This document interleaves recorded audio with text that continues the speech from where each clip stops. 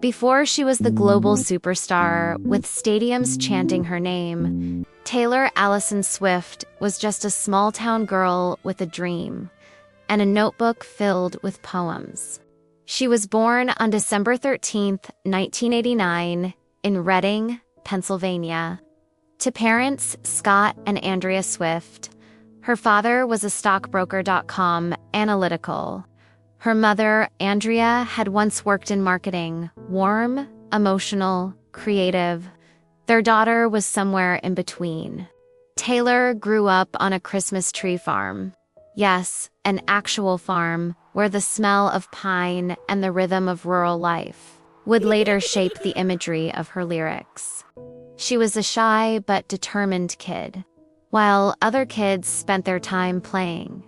Taylor spent hours listening to stories the kind her grandmother used to tell, or songs on the radio that painted pictures in her mind.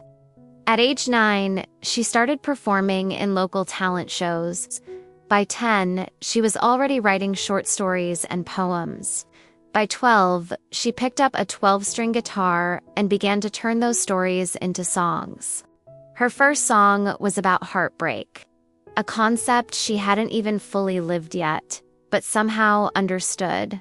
She would later say, "I wrote songs because I needed to understand how I felt." It was never about fame, it was about clarity. That authenticity became her secret weapon. At 13, Taylor convinced her parents to drive her to Nashville, Tennessee, the heart of country music. She carried a CD with her demo songs, hoping record labels would listen. Most didn't. They smiled politely and said, "You're good, but you're too young." Every no became fuel. When most kids her age were doing homework, Taylor was studying country legends, Shania Twain, Faith Hill, the Dixie Chicks, trying to understand what made their songs stick. Her parents saw her determination and made a life-changing decision. They moved to Hendersonville, just outside Nashville, so Taylor could chase her dream seriously. Imagine that, a 14-year-old girl moving states to prove she could make it in one of the toughest industries in the world. She started performing anywhere that would let her sing. Cafes, fairs, small events, radio shows. It wasn't glamorous, but she was building something real. And then her first big break came. At 14, Taylor became the youngest artist ever signed by Sony at TV Music Publishing as a songwriter. She wasn't a pop idol yet. She was a writer, a storyteller, and she was about to tell the world her story. In 2006, at age 16, she released her debut single, Tim McGraw. The song wasn't loud, it wasn't flashy, it was simple. A teenage girl singing about love, loss, and the way a song can take you back in time. It climbed the charts slowly, like a sunrise, and people started to notice. Her debut album, Taylor Swift, went on to sell over 2.5 million copies in the US. The country world, once skeptical, had a new voice, but it wasn't just the music. It was her pen. Taylor wrote or co-wrote every song she released. She wasn't manufactured, she was real. And in a world that often values image over truth, that realness became gold. By 17, she was nominated for her first Grammy. By 18, she was touring with Rascal Flatts and Brad Paisley. And by 19, she was on the edge of superstardom, but fame has a funny way of testing people. And for Taylor Swift, the test was coming sooner than she expected. She had built her foundation in Nashville, a teenager who wrote her pain into poetry. But soon, the world would see a different Taylor, one who learned that being good at what you do isn't enough when you're a woman in the spotlight. And as her name grew, so did the shadows that followed it. By 2008, Taylor Swift wasn't just a country singer anymore. She was a phenomenon. Her second album, Fearless, turned her into a global superstar. It wasn't just about catchy songs, it was storytelling magic. Love Story took inspiration from Romeo and Juliet, but this time, the ending was hers to control. The song topped charts worldwide, making Taylor one of the youngest artists in history. To write and perform a #1 hit on both pop and country radio.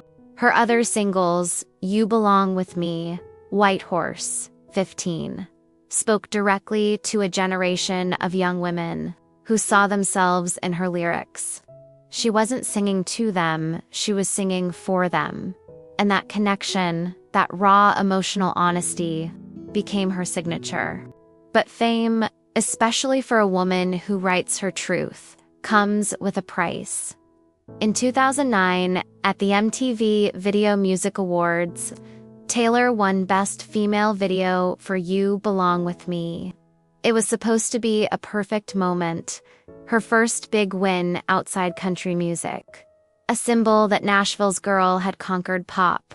Then, in a moment that would replay for years, rapper Kanye West stormed the stage. Yo, Taylor, I'm really happy for you. But Beyoncé had one of the best videos of all time. The crowd gasped. Taylor froze, a teenager standing in front of millions, unsure whether to smile, cry, or disappear. That moment would follow her for a decade.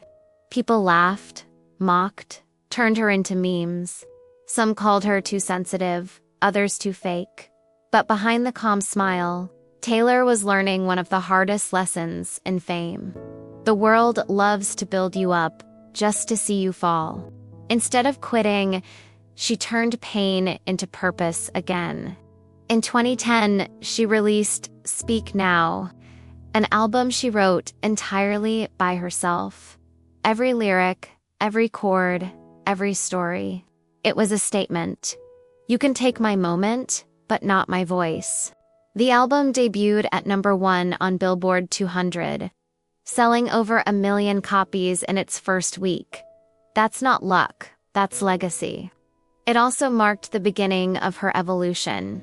From country darling to global artist, songs like Mean addressed critics directly.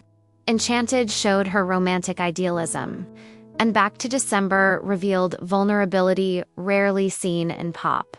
She wasn't afraid to show her flaws, and that honesty, that willingness to be both strong and soft, made millions of fans feel less alone. Then came 2012. Taylor was ready for change. Her fourth album, Red, was bold, half country, half pop, and fully her heart.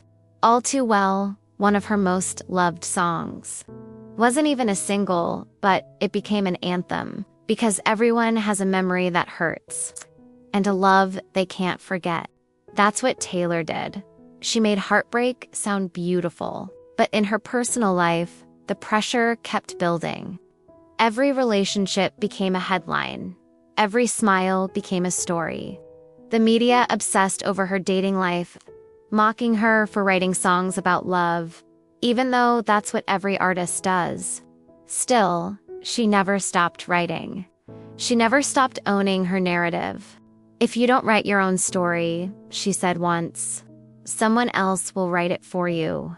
By 2014, Taylor had had enough of Nashville's box.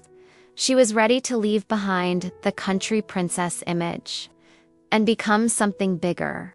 That year, she released 1989, her first full pop album, and it changed everything. Shake It Off was her declaration of freedom. Blank Space mocked the media's obsession with her image. Style and Wildest Dreams cemented her as a pop powerhouse.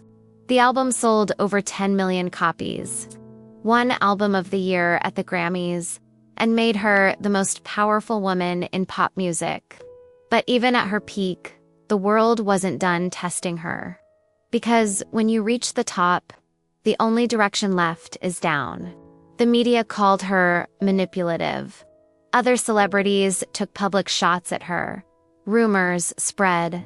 People began to question if her good girl image was fake. Taylor, for the first time in her life, disappeared. No interviews, no appearances, no music. Just silence. But that silence wasn't weakness. It was rebirth. Building wealth is easy, but building a legacy that comes from the heart. Taylor Swift chose to give meaning to every milestone she reached. She didn't just get rich. She turned generosity into a way of life.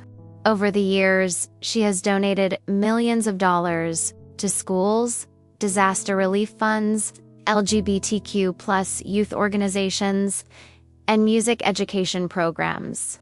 In one interview, she once said, "For me, real wealth is knowing you've made someone's life a little better." In 2016, when devastating floods hit Louisiana, Taylor donated $1 million to help victims. During the pandemic, she canceled tours but personally paid the salaries of hundreds of her crew members. Her home isn't just a studio filled with music. It's a place of kindness and solidarity. She's helped young female songwriters, independent producers, and rising artists find their voice in an industry that often tries to silence them. For Taylor, this isn't just about singing. It's about standing up for fairness and using her influence to create change, because every song she writes is a story, and every story inspires someone new. Today, Taylor Swift's name isn't just heard in arenas. It's discussed in classrooms, documentaries, and women's rights panels around the world. Her name has grown beyond fame. It's become a cultural force. Once a young girl playing guitar in a small town, she now inspires millions. She's remembered not for her fortune, but for the power of her heart. Because Taylor Swift proved something timeless, even under the brightest lights. The most valuable thing is still authenticity. And that authenticity, that unwavering truth, will echo forever as Taylor Swift's true legacy. As of 2025, her net worth exceeds $1.3 billion. But her fortune didn't come overnight. It came from vision, courage, and strategy. In an industry that often tries to control its artists, Taylor did something revolutionary. When her former label, Big Machine Records, sold her master recordings without her consent, she didn't stay silent. She fought back, in her own brilliant way. Taylor made the bold decision to re-record her entire music catalog, and by doing so, she reclaimed what was rightfully hers. It wasn't just revenge, it was a revolution, a message to every artist that ownership matters. She owns real estate across the United States, from a collection of luxury penthouses in Manhattan to a Beverly Hills mansion once owned by a Hollywood legend, to her oceanfront estate in Rhode Island. Together, her properties are worth over $100 million. Beyond real estate, she's made quiet but strategic investments in fashion, technology, and the entertainment industry. After her disputes with Spotify and Apple Music, she didn't just complain, she negotiated and changed the system. Today, artists receive better royalties because Taylor Swift stood her ground. Taylor Swift's legacy isn't just about music charts or billion-dollar deals. It's about redefining power in a world that once told women to stay quiet. She showed young girls that emotions aren't weakness, they're strength. She proved that intelligence and sensitivity can coexist beautifully. And she taught the world that success doesn't always roar. Sometimes it whispers through a melody. Today, her name isn't just written in the music industry. It's engraved in the culture of a generation. Her wealth may be measured in dollars, but her true value lies in her art, in the lines she wrote, the songs she sang, and the lives she touched. Because the player is going to play. but I'm just gonna shake it off. Taylor Swift, more than a singer, more than a star, a storyteller of her time, a woman who built not just an empire, but a world where dreams and authenticity still matter. If you were Taylor, what would you do with your wealth and fame? How would you use it? Leave a comment, like, subscribe, and write. I think I would do this. Every story has a rhythm. You just have to listen deeply. Deep rhythm. To be continued.